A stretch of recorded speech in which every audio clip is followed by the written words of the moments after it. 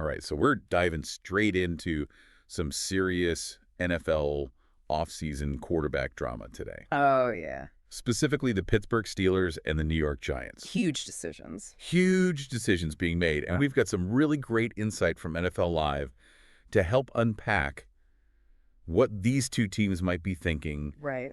and planning at the most critical position in the game. Absolutely. And you know what I think is so interesting for the listener here is this is like a case study in how you make decisions, right? Right. When you're an NFL organization. Yeah. And you're weighing your options. And I think there are a lot of lessons here, whether you're, running a company or Managing a team. a team, your Yeah. family, whatever it is. Yeah.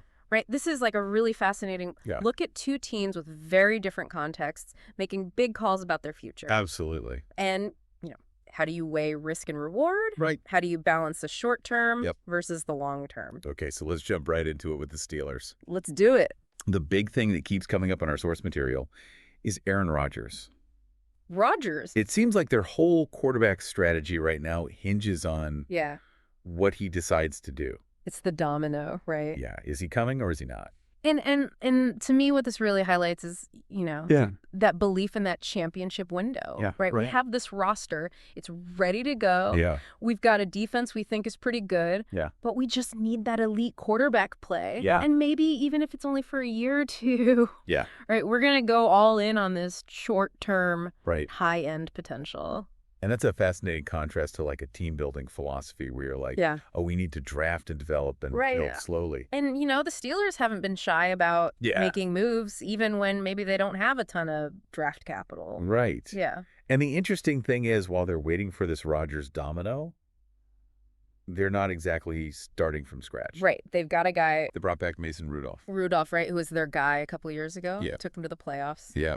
He can manage things, they believe. Yeah, they believe he can. Do what they needed to do. Exactly. And that gives them, I guess, some stability in the meantime. Exactly. And prevents them from having to, scramble at the last second. It's like a fallback option, right? It's not the ideal situation, but right. It's something. It's there. But here's where it gets a little bit puzzling. Okay. Even with the Rodgers thing. Yeah. Still up in the air. The expectation from these analysts is the Steelers are still going to be looking to get quarterbacks in the draft probably pretty early. Right. They don't have a second-round pick, though. No, they don't, which makes things very interesting. And potentially forces their hand a little bit. In the first round. If their guy isn't there. Right. And I think it speaks to, wanting to walk this tightrope. Yeah. Okay, we want to contend now with a guy like Rodgers. Yeah. But we also know we need to secure the future, right? Yeah. So they're trying to balance these two. And this is where the analysts start to really, raise some eyebrows and hold on. Like, what's going on here? Have the Steelers backed themselves into a corner? Yeah. By putting so much weight on this Rodgers decision? Well, and the question they asked that I think is so fascinating is why weren't they more proactive in looking at other quarterback options earlier this offseason? Why didn't they jump on Geno Smith when he was available? He went for a third-round pick. Like a third round. To the Seahawks. Right. They're like, Sam Darnold went to Seattle, too, on a pretty affordable deal. Affordable contract. Yeah. And they're like, why didn't the Steelers even sniff around on those guys? And I think this is about opportunity cost, right, for the listener. Yeah. Sometimes you have to weigh what you miss out on by waiting for something else. Right. And the point is, the Steelers aren't rebuilding. They're not. They were in the playoffs last year. Right. They expect to be competitive now. Right. So why are they hesitating to go after some quarterbacks who could be solid starters? Yeah, have shown they can be at least competent starters. At least, and maybe even more than that. Right. In the right situation. So it's very curious. And it also kind of speaks to maybe misjudging the quarterback market. Yeah. A little bit. Right. They mentioned in this discussion that Justin Fields and Russell Wilson were both linked to them. Linked to the Steelers. At various points. And they ended up in New York. Right. So maybe they just decided against those guys. For whatever reason. Maybe they thought they could get them. Yeah. But they couldn't. And they miscalculated. Yeah. So it's very interesting to see how that played out. It's risky, right? It's risky. And it's hard not to draw parallels to... I know where you're going. What they did in the 2022 draft. Yeah, sure. When they had a similar situation. And they took Kenny Pickett in the first round. And so far. That haven't worked out. It's not looking great. He's on his third team already. I mean, this just shows you the stakes, right? Yeah. You're making these big decisions at quarterback. Yeah. And the consequences can last for years. Yeah. And I think that Pickett comparison is like a warning sign, right? Right. Like, don't just settle for the safe pick. Right. Because you're feeling the pressure. Right. You got to have a plan, and you got to... A plan and a backup plan. Execute it well. Exactly. So, looking ahead to this upcoming draft. Yes. The mock draft that they mention in our source has the Steelers taking Jalen Milroe in the 3rd round. Interesting. But the immediate analysis is he's not ready to play right away in the NFL. A project. Yeah. They said he needs significant development, even in an Arthur Smith offense. Right, which is supposed to be tailor-made for a mobile quarterback. Right, and they're like, this guy needs work. Yeah, he's not going to be the solution this year, so it adds to that tension of, they want to win now. They want to win now, but maybe their draft picks aren't going to be the answer. Aren't going to help them do that. Right. And that sense of urgency really comes through. I was just going to say. When you hear what Cam Hayward said recently. Tell me. He's like, we're in a state of urgency. Yeah. Because our older guys want to win now. Right now. And you get the sense he wasn't super pleased with Aaron Rodgers waffling on his decision. Not a fan of the waffling. Not a fan of the waffling. So it just adds a whole nother layer to this for the listener. Another layer. You've got this internal pressure from a key player. Yeah. And then you've got this uncertain quarterback situation. And you've also got a 6-game playoff losing streak. Oh, yeah. Let's not forget that. That they want to break. So the stakes are... The pressure is on to get this right. To get it right. Okay, so let's switch gears to the New York Giants. Giants! Very different approach this offseason. Yes, very different. The big news... They signed Russell Wilson. 1 year. To a 1-year deal. His 4th team in 4 years. It would be his 4th team in 4 years. Wow. And he's already said publicly, I expect to be the starter. No messing around. No messing around. I'm here to play. And they also have Tommy DeVito. Right. And Jameis Winston on the roster right now. So, interesting contrast with the Steelers, right? The Giants haven't hitched their wagon to... One guy who's not even available. One potentially unavailable star. Yeah. They've gone with, here's a veteran presence. Yeah. We're going to see what he can do. Short term. It's a short-term solution. Yeah, but it's a solution. It's a solution. And financially speaking, they're looking at this Wilson contract as a pretty good deal. Pretty good deal. Especially in this quarterback market. It's not a huge investment for a guy. No. With his track record. So low risk. Low risk. High reward, potentially. High reward. And if it doesn't work out, it's not going to cripple them financially. Right, they can move on. They can move on. Easily enough. Easily. And they really get into, in this discussion, what a Russell Wilson-led offense might look like.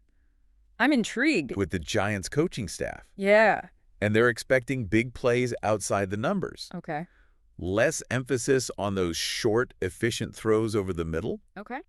And a lot of play action. Play action. Sure. So they're going to need to establish the run. Yes, absolutely. That's set up. That's the filthy. Those single high looks. Yeah. That Wilson loves. Yep. Got to get those safeties to bite down. You got to keep them honest. And they mentioned Tyrone Tracy Jr. Okay. As a running back they like. Yeah. So they're aware of that need to run the ball effectively. And that, that just speaks to how all these pieces on offense are interconnected, right? You can't just look at Wilson in isolation. No. You got to look at the whole system. And they also talk about the offensive line being crucial to protect Wilson. He takes a lot of sacks. Because he does take a lot of sacks. Yeah. So they got to keep investing there. And they specifically mentioned Andrew Thomas.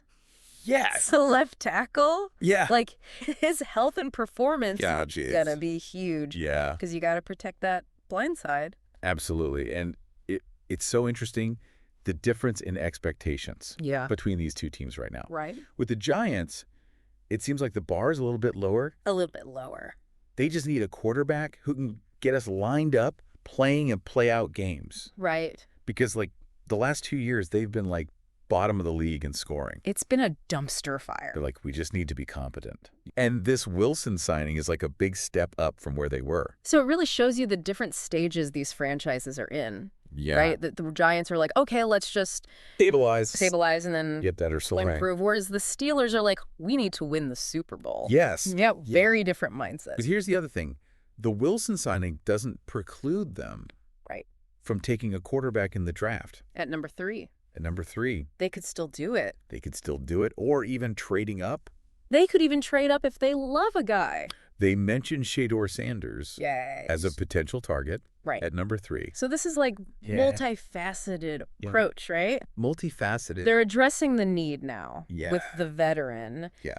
But they're also keeping their options open. Keeping their options open. With the long term. Smart. With the draft. Yeah. And they can do that because Wilson's contract is not going to hinder any long-term quarterback plans. They're not locked in. $10.5 million a year. That's it. It's nothing.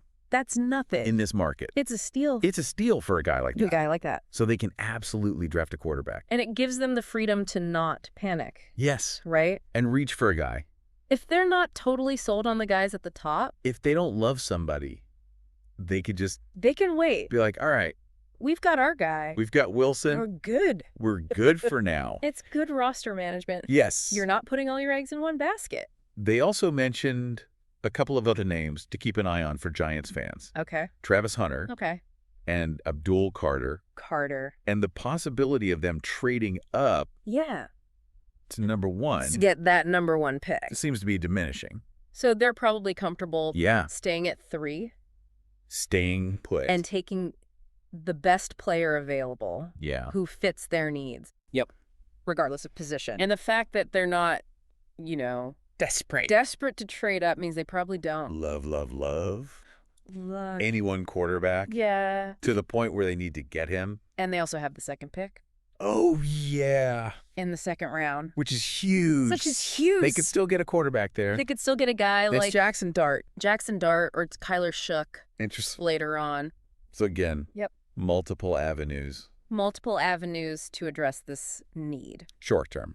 Short term, long term. Long term. It's all in play for them. Yeah, they're doing their due diligence. Then they frame this whole Wilson and Winston thing as a direct result of their struggle to find a quarterback since Eli Manning. Since Eli left. It's rough. It's been a rough few years. Revolving door at that position. Yeah. They're hoping these veterans can stabilize things a little bit. Provide some leadership. Provide some leadership. Exactly. And that historical context is important for the listener. Yes. They've been looking for their guy. Yes. For a while.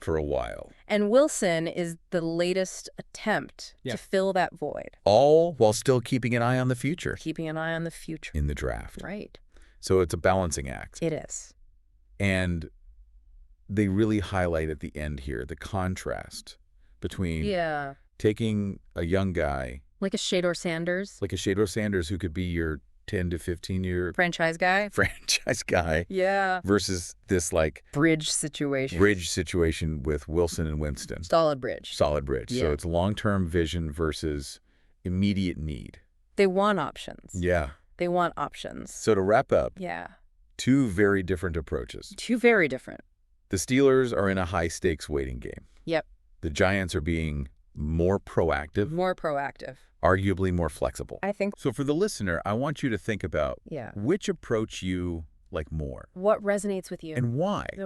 What are the benefits of each? Right. What are the drawbacks of each? What are the risks? Yeah. You're chasing a top-tier talent, or you're building a solid foundation. With options? Yeah. Lots to consider here. So final thought for you to chew on. Okay. Which of these 2 teams is better positioned for success in the next few seasons? I like it. And what is the biggest risk that each team is taking right now? That's a great question. With their quarterback strategy. It's a fascinating case study in NFL team building. Absolutely. Really enjoyed this deep dive. Me too. Thanks for having me. Thanks for joining us. All right. And we'll see you next time. See ya.